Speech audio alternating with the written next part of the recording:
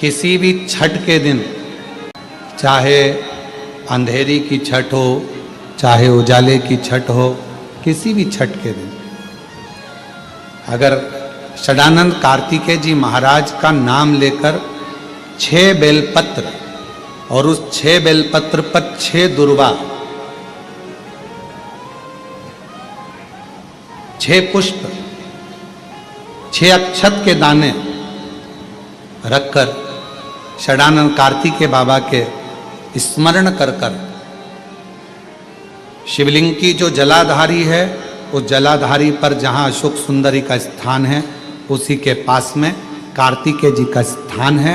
किसी भी छठ पर यदि आप बाबा को वो बेलपत्र, वो दुर्वा, वो पुष्प, वो अक्षत का दाना 6 समर्पित करते हैं, किसी भी छठ के दिन, षष्ठी के दिन स्कंद भगवान का नाम लेकर, स्कंदेश्वर बाबा का नाम लेकर, कार्तिकेय बाबा का नाम लेकर यदि समर्पित करते हैं तो जिंदगी में कितना भी कर्जा हो, वो कर्जा 3 महीने के अंदर समाप्त होता ही है। कि 12वां ज्योतिर्लिंग घृष्णेश्वर एक ऐसा ज्योतिर्लिंग है जो जहां जिस जगह पर बैठकर उसको याद करता है, वो 12वां ज्योतिर्लिंग उसको वहीं पर करुणा करना प्रारंभ कर देता है।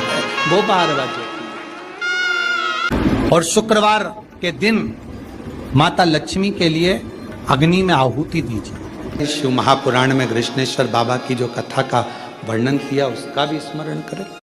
यदि शरीर में, हाथ में कंपन हो रहा है, पांव चलते नहीं बन रहा है, शरीर हाँप ज्यादा भरा रही है, खूब ज्यादा शरीर चल नहीं पाता, थोड़ी थोड़ी देर में हाँपड़ी भरा जाती है, हाँप भरा जाती है, या पीछे से रीढ़ की हड्डी दुखना प्रारंभ हो जाती है, तो उसके लिए सरसों के फूल 108। काय के फूल? सरसों के। सरसों जानते हो सब लोग? सरसों के फूल 108 भगवान शंकर के मंदिर में घृष्णेश्वर महादेव का नाम लेकर 108 सरसों के फूल एक एक कर कर घृष्णेश्वर बाबा को समर्पित कर दो। उसी फूल को उठाकर नंदी जो मंदिर में है उसका पीठ का ऊपर का एक भाग होगा, नंदी के पीठ पर अग्र भाग ऊपर का होता है, उस भाग को वो 108 सरसों के फूल छुआ दो और उसको लेकर घर पर जाओ, उसको सूखने डाल दो। सूखने के बाद वो सरसों के फूल का थोड़ा थोड़ा सा भाग सुबह के समय पर खाली पेट जरा सा भाग रोज खाना प्रारंभ करो। 21 दिन तक, 20 दिन तक अगर आपने रोज खाया, आपके हाथ का कंपन और जो चलने में आपको हाँप भरा रही है वो, और रीढ़ की जो हड्डी दुख रही है उसमें धीरे धीरे अंतर आना अपने आप प्रारंभ हो जाएगा। घृष्णेश्वर महादेव का स्मरण, घृष्णेश्वर फिर कहेंगे का निर्माण करते हैं, 12वां ज्योतिर्लिंग नहीं बनाते हैं। क्यों? क्योंकि 12वां ज्योतिर्लिंग कश्यप बाबा कहते हैं ये मेरा दिल, ये मेरा हृदय, ये मेरा चित्त, ये मेरा मन, ये मेरे हृदय की जो एक बिंदु है, यही मेरा 12वां ज्योतिर्लिंग है। और शुक्रवार के दिन माता लक्ष्मी के लिए अग्नि में आहुति दीजिए। महाराज, शाम के समय पर सूर्यास्त के पहले शिव महापुराण की कथा कहती है, अग्नि पुराण कहती है, नर्मदा पुराण कहती है, लिंग पुराण कहती है कि बेलपत्री के वृक्ष के नीचे, नीचे तो नीचे वो भी जाने दो, यहां तक वर्णन किया शिव महापुराण में तो कि बेलपत्री का जो फल होता है ना, बेल फल जो होता है, कहते हैं अगर किसी व्यक्ति के यहाँ लक्ष्मी की कमी होती है, संपदा की कमी होती है, जिसके यहाँ पैसा नहीं आता, धन नहीं आता, तो बेल का जो फल होता है, बेलपत्री का जो फल होता है, उस फल के गूदे को, बेलपत्री के फल का गुर्दा निकाल लो, सुखा लो, गाय के घी में उसको डुबो लो, और शुक्रवार के दिन माता लक्ष्मी के लिए अग्नि में आहुति दीजिए।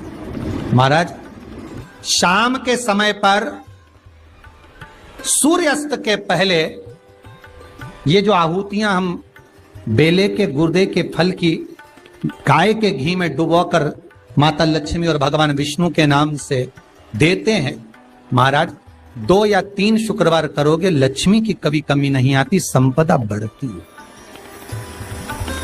एक प्रयोग और कर देखना, कभी अगर मौका मिले आपको तो प्रयोग कर देखिए। लिंग पुराण के अंदर लिखा हुआ है, शिव पुराण में, लिंग पुराण में और स्कंद पुराण में कहा गया है कि अगर किसी ने बेले के फल का अगर थोड़ा सा भी गुर्दा पाया है, बेले के फल को खाया हो या बेल का रस पिया हो या बेल के फल का जूस पिया हो, अगर वो व्यक्ति का अनायास किसी कारणवश प्राण भी छूट गए हो, तो शिव महापुराण की कथा कहती है कि 27 दिन तक वो बेल के फल का रस उसके नस नस में रहता है, तो उस व्यक्ति को यम नहीं छूते, वो कैलाश पर निवास करता है। मर भी जाता है तो अधोगति में नहीं पड़ता, नरक नहीं भोगता, वो बैकुंठ पद का कामी हो, बैकुंठ का निवासी। घर में संपदा की कमी होती है, जिसके घर में कर्जा बढ़ जाता है, लक्ष्मी नहीं आती, बहुत टेंशन की जिंदगी जीता है मनुष्य, व्यापार चल नहीं रहा, बहुत तकलीफ का जीवन चल रहा होता है, तो आज भी नियम है महाराज, आज भी नियम। शुक्रवार छठ के दिन घर में से 1 लोटा जल भरो, बड़का पेड़, बड़का वृक्ष जहां हो वहां पहुंच जाओ, 2-3 मिनट हाथ में जल लेकर बैठो और बैठने के बाद अपने मन की कामना कर बटकेश्वर महादेव के नाम से बड़ वृक्ष की जड़ में जल डाल दीजिए। 2 दिन 3 दिन अगर तुमने जल चढ़ाया, कितनी बड़ी भी समस्या होगी उसकी राह मिलेगी जरूर, और भोलेनाथ हाथ पकड़ेंगे। पितृपक्ष में एक काम चालू करो, पितृपक्ष में बन सके गौ माता को रोटी दो, पितृपक्ष में बन सके गौ माता को जल दो, पितृपक्ष में बन सके तो भूखे को भोजन कराओ, प्यासे को पानी पिलाओ। पितृपक्ष में बन सके, तुम्हें किसी ने कह दिया, कोई विद्वान ने तुम्हें बता दिया कि तुम्हारे पितृ दोष है, तुम्हारे घर में काल सर्प दोष है, तुम्हारे घर में ऐसा दोष है, तो एक काम चालू करो, 16 दिन श्राद्ध के 1 चावल का दाना देवाधिदेव महादेव के शिवलिंग पर समर्पित करो, दूसरा चावल का दाना अशोक सुंदरी की जगह पर समर्पित करो, और 1 लोटा जल पहले अशोक सुंदरी वाली जगह पर थोड़ा सा चढ़ाओ, उसके बाद शंकर भगवान को उस जल को अर्पित करो, अपना गोत्र बोलकर अपने पितरों का स्मरण कर आपका पितृदोष अपने आप शांत हो जाएगा, दोष मिट जाएगा। सत्यव्रत का एक नियम था कि मरूंगा नहीं, उससे पहले जीते जी एक बार मुझे बैकुंठ घूम कर आना। मन में अभिलाषा रहती है, एक बार हम भी मुंबई घूमने जाएं, एक बार हम भी सोलापुर जाएं, एक बार हम भी तुलजापुर जाएं, ये मन की अभिलाषा, एक बार द्वारका जाएं, एक बार बद्रीश जाएं, ये मन की अभिलाषा। पर राजा सत्यव्रत की अभिलाषा एक ही थी कि मैं जीते जी बैकुंठ जाऊं। अब जीते जी कोई बैकुंठ जा सकता है क्या? नहीं। सारी मीटिंग करी पर राजा सत्यव्रत को नहीं बुलाया गया। राजा सत्यव्रत की नगरी में अकाल पड़ गया। उस समय पर विश्वामित्र बाबा वन में तप करने के लिए गए थे, और 1 माह का तप करने के लिए जब विश्वामित्र बाबा पहुंचे, 1 माह का तप विश्वामित्र जी ने जब किया, 1 माह का तप जब विश्वामित्र करे, और विश्वामित्र बाबा ने जब 1 माह का तप किया, तब चारों तरफ जब अकाल पड़ा, चारों तरफ जब अकाल पड़ गया,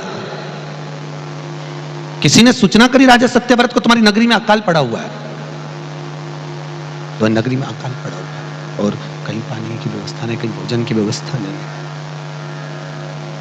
कहीं पानी कहीं भोजन नहीं महाराज। और जब पानी और भोजन की व्यवस्था नहीं है, विश्वामित्र जी की धर्म पत्नी और बच्चे भी भूख से बिलबिला रहे हैं। राजा सत्यव्रत ने भोजन की थाली ले जाकर विश्वामित्र जी की धर्म पत्नी और बच्चों को दिया।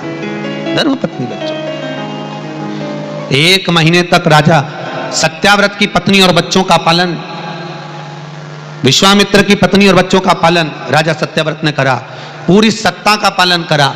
विश्वामित्र जी आए, उनको मालूम पड़ा मेरी पत्नी और बच्चों का पालन राजा सत्यव्रत ने करा, पहुंच गए। राजा तो भजन में लीन थे, भक्ति में डूबो। महाराज धन्यवाद आपको, आपने मेरी पत्नी और बच्चों की देखरेख करी।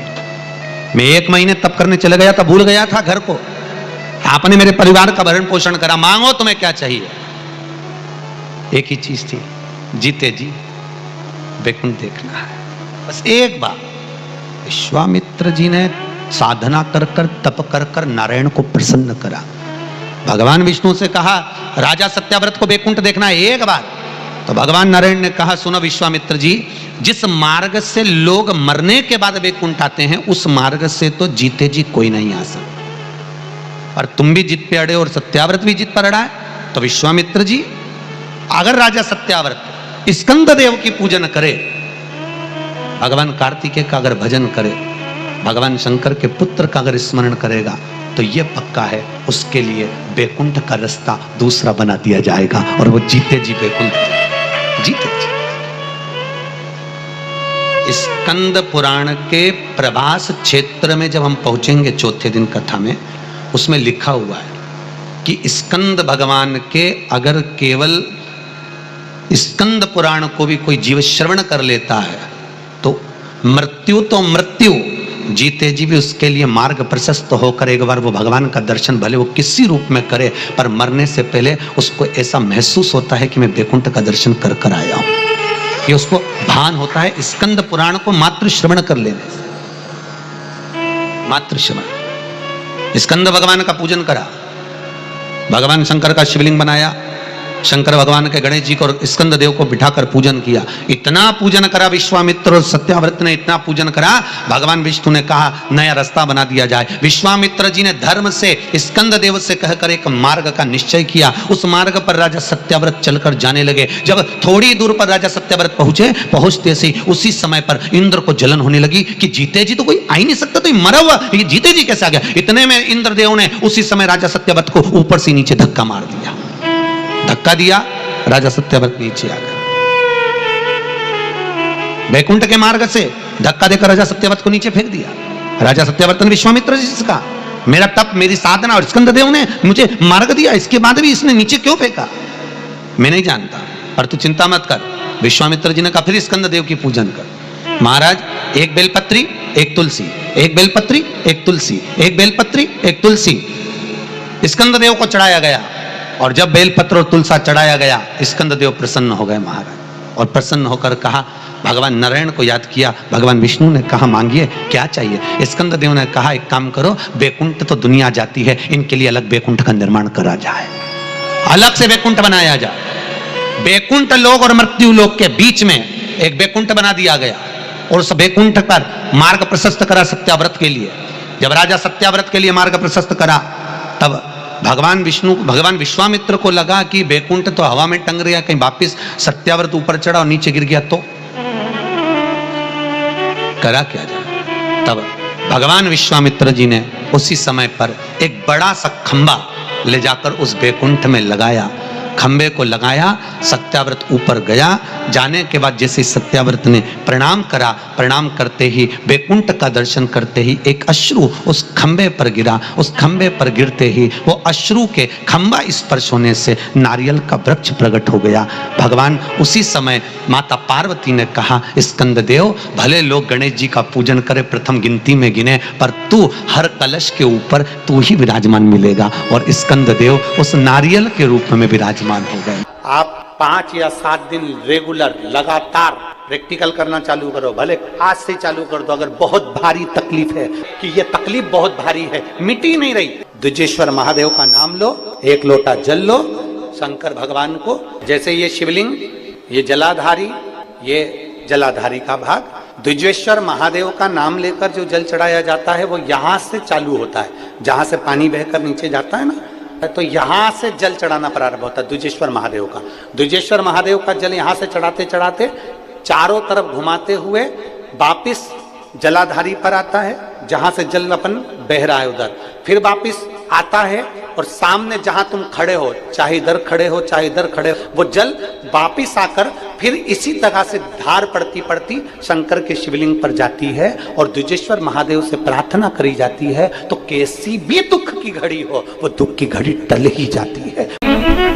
पक्षी पितरों के तुल्य है, कौवा, हंस और गरुड़। एक कौवा और एक श्वान, कुत्ता, ये दो ऐसे होते हैं जिनको 20 मिनट पहले, आधे घंटे पहले, एक दिन पहले, 24 घंटे पहले, 48 घंटे पहले क्या होने वाला होता है कौवे को और श्वान को भान हो जाता है। क्यों? क्योंकि ये यमलोक में जहां यमराज निवास करते हैं, श्वान और कौवा उस स्थान का भाग ग्रहण करते हैं और इनको ये ज्ञान पूर्व से यमराज से प्राप्त होता रहता है, पूर्व होता प्राप्त होता रहता है। एक कौवा एक श्वान, कोई घटना घटने वाली होती है तो कुत्ता रोने लगता है, कोई घटना घटने वाली होती है तो कौवा आकर बैठ जाता है, कोई आ रहा है तो कौवा आएगा, कोई भाव सूचक है तो कौवा आकर बैठेगा। दरवाजे पर कैसे, उसका भी भान है, अटारी पर कौवा कहां बैठा है, दरवाजे पर कौवा कहां बैठा है, किस स्थान पर कौवा विराजमान है, उसका भी भाव हमारे शास्त्र में वर्णन है। तीन पक्षी, तीन व्रत पितरों के तुल्य हैं। पक्षियों में कौवा, हंस और गरुड़, ये पितरों के तुल्य, जो अधोगति में मर जाते हैं, जिनको पिंड नहीं मिलता, तर्पण नहीं होता, ब्राह्मण का भोज नहीं मिल पाता, जो मर जाते हैं, जिनका अंतिम संस्कार तक नहीं होता, जिनकी गति बिगड़ जाती है, ऐसे जीव कौवे के अंश में प्रकट होते हैं। जो पूर्ण फल लेकर जाते हैं, पितृलोक में जगह नहीं होती, बैकुंठ में जगह नहीं होती, कहीं अगर जगह नहीं है देवलोक में तो इनको कौवे के अंश में, गरुड़ के अंश में या हंस के अंश में डाल दिया जाता है। महाराज फिर अगला वर्णन किया, तीन पशु, कुत्ता, गाय और हाथी, ये पितरों के तुल्य होते।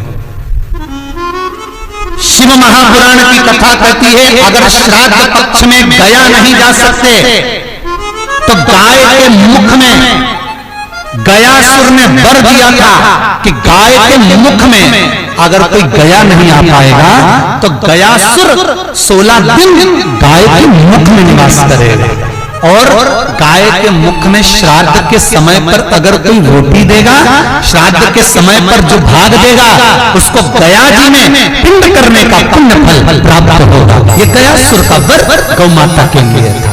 तो गाय के मुख में 16 दिन तक गया क्षेत्र का पिंड का भाग प्राप्त होगा।